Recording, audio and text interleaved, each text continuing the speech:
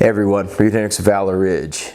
Highland Park Independence Day shooting, that reveals their entire game. Let's go ahead and get started.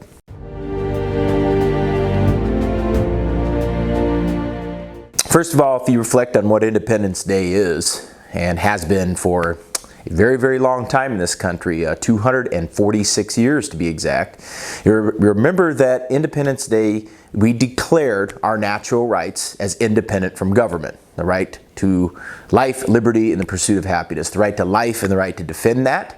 The right of liberty, to be free without coercion and penalty from government.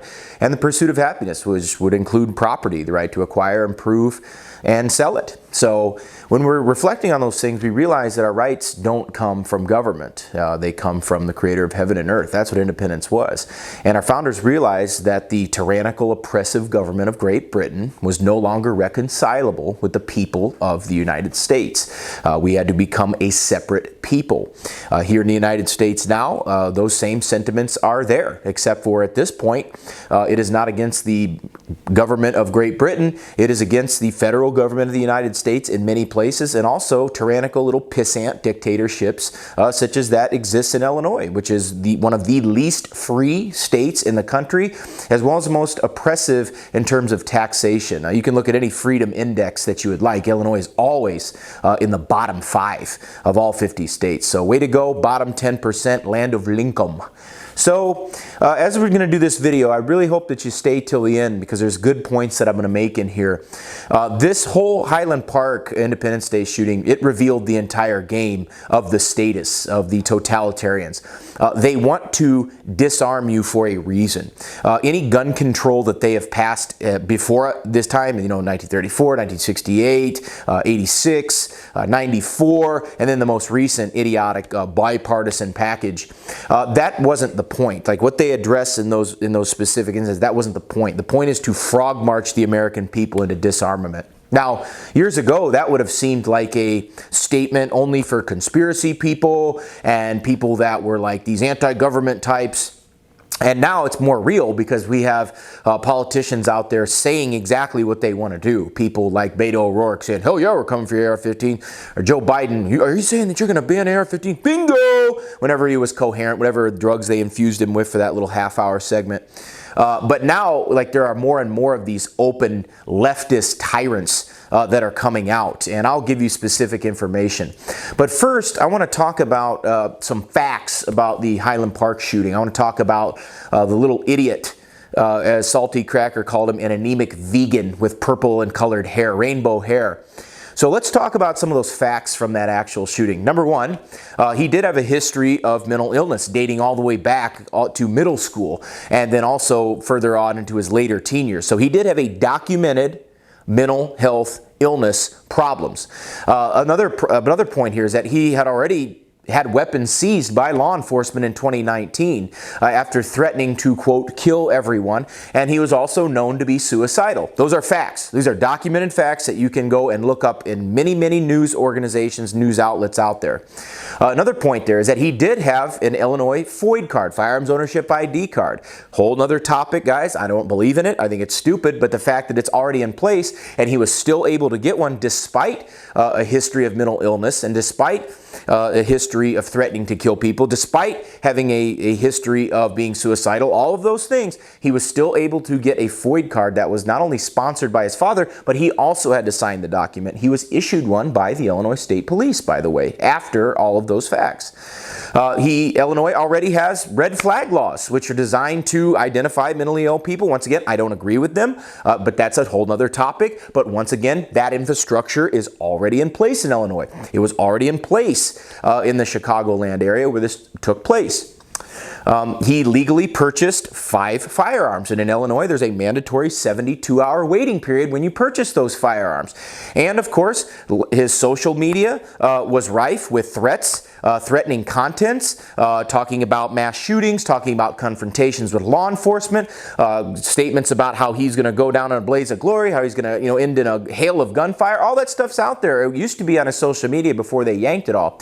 And of course, the elephant in the room. Highland Park already had a quote-unquote assault weapon ban in place.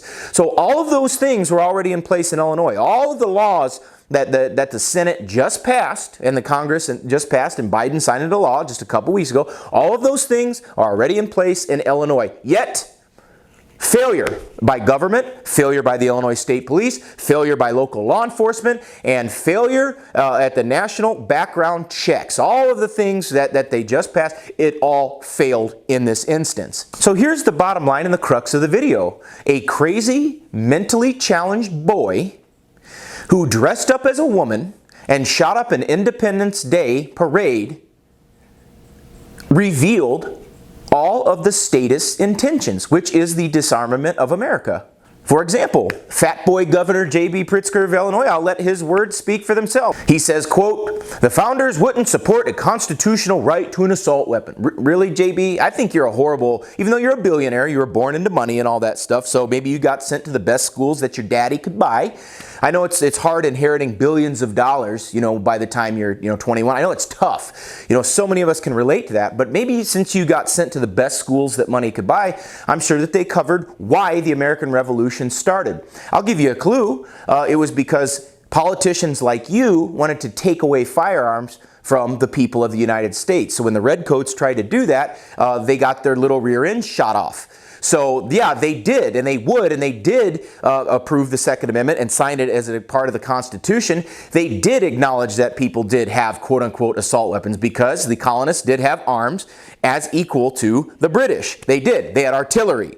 They had firearms. He talks about, it's only muskets. Everybody knows that they're firearms.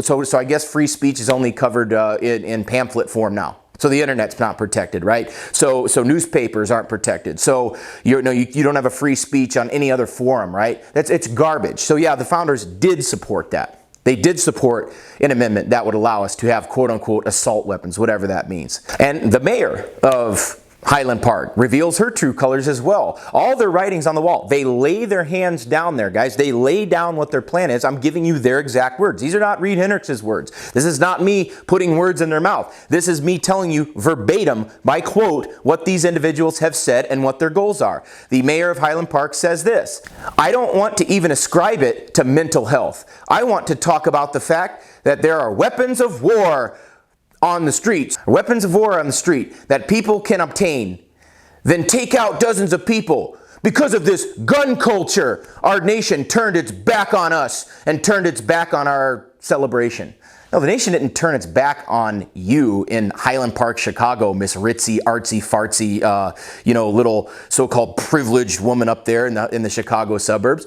The thing is, the gun culture has always been part of America. It is a part of America. There are 100 million gun owners, so 1 out of every 3 people in this country has a firearm. But notice how she doesn't blame the person. She didn't blame the shooter. She didn't blame even the law enforcement that failed. She didn't blame the Illinois State Police. She didn't blame the background check failure. She blamed a part of a heritage of America that's been here from the very beginning. In fact, the very gun culture that birthed our nation. Democrat Senator Dick Durbin, also from Illinois, says assault weapons capable of shredding bodies has nothing to do with the Second Amendment. See, I don't know where these people went to school. I don't know where, obviously they know better. They know why the American Revolution was fought. They know that only tyrants seek to disarm people. They know that tyrants are the people that want to take firearms out of the hands of normal people because of some crazy fringe idiot. And he knows this. It has nothing to do with, well, then what does the Second Amendment have to do with? See, it says the right of the people to keep and bear arms shall not be infringed. Now, usually about this time, lefties always say, well, also there's well-regulated in there. Well, I happen to have gone to college for multiple degrees in history. So the thing is and I did teach history in college. I was an adjunct professor. So the thing is, when it comes to firearms in this country, the thing is that the founders did want arms in the hands of the people. The point of arms in the people was to protect us from stupid politicians just like him, just like the mayor of Highland Park, just like idiots like the governor of Illinois. That's why the Second Amendment exists, whether people like it or not. That's what it is. And that ruling was affirmed by the Supreme Court and interpreted by our Supreme Court to apply to keeping and bearing arms outside of the home. That's going to be the law of the land. It always has been. It was simply affirmed very recently. Now, please understand that the entire point of this is disarmament, pure and simple. There is no other reason. They've laid their cards on the table, guys. I'm telling you this right now. There cannot be any more gun control. There cannot be any more laws that do this. And is this about safety or control? Because the same people clamoring, it's for the kids, it's for the safety of our country, we can't take our kids and do anything, we can't. These are the same people that in the Assembly of New York very recently just cheered, gave a standing ovation for third trimester abortions. That's literal infanticide. Literal, as they stood and cheered it. So it has nothing to do with children or safety. It has nothing to do with it. This is all platitudes. It's all grandstanding. So if they think it's okay to kill a child when a woman doesn't want it, but that it's somehow vastly evil when a crazy person uses a firearm to shoot people. The problem is that who puts those bad people down? After the fact, during it, when it happens, who shows up and shoots these bad guys? A lot of times it's a concealed carry holder. A lot of times the person who goes and retrieves an AR or an AK. A lot of times it's a regular person who has a rifle in their vehicle or a rifle in their house, and they go get it and then they stop the bad guy. Oftentimes it's law enforcement when they're able and willing to get in the fight, and a lot of agencies do, but a lot of them don't either. And a lot of times it's when these police get there with the very same guns that they don't want us to have, and they put down the bad guy or make them surrender. So that's what happens. But I think this is ultimately a question of life or death. See, leftists and statists equate firearms with death. People like us equate them with life. Because if you give up your firearms, you give up your life. And an armed populace is the only viable alternative to a police state where only the guns are in the hands of the government. And then they're able to tell you what to do.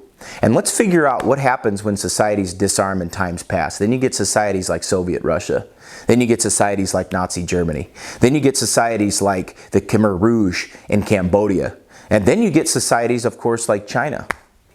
So I want to ask people a question here. Independence Day. What birthed our nation? What earned us the right to become sovereign of our own nation? What brought about the United States into existence? Was it diplomacy? Was it us sitting down with people who hated us and didn't want us to have our own way of life? Or was it the fact that people actually went out on a battlefield, shot tyrants in the face, and then said, you're not going to rule over us? That to me is what Independence Day is all about. And about the creator of heaven and earth, acknowledge he is the sovereign. He's the one that gives us our rights. And government is the greatest threat to that. And when we have all these politicians talking in this rhetoric and wanting to, you see what they want to do. They literally want to disarm the people of the United States of America. It's never about bills. It's never about, oh, if we only do this, then everything will be fine. They're shooting in Denmark just very recently, where they have the gun control there, way worse than the United States. States like Illinois, some of the strictest gun laws in the nation. States like New York, some of the strictest gun laws in the nation. States like California, strictest gun laws in the nation. All of these places still have problems. And so we understand the folly of all this stuff, but I do want you to understand there is not a calculated, measured response on the end of the statists. They simply want to kill you and disarm you and control you. If they can't control you, they'll incarcerate or kill you. But they have to disarm you first in order to be able to do that. And guys, I'm here to tell you this right now, that I know there's a lot of gun owners out there in this country. They want this country to get back to normal. They want to protect their family. They want to protect their livelihood. That's perfectly honorable. That's absolutely normal. But I'll tell you guys this, a lot of people own guns, but you need to know how to use them. And you need to know how to protect yourself against petty crooks. You need to be able to protect yourself against politicians that would absolutely forcibly enslave you and disarm you if they could.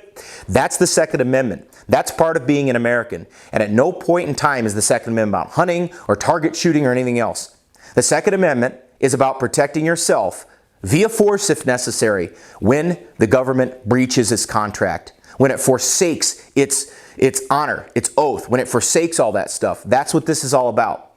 And if you want to learn how to protect yourself, your family, your way of life, come on out to Valor Ridge and we can help you and we can train you and we can make you proficient and help enable you to succeed when you need to succeed the most. This is Reid Henrichs of Valor Ridge reminding you, the lessons that we learn are written on the tombstones of others. We'll see you on the ridge.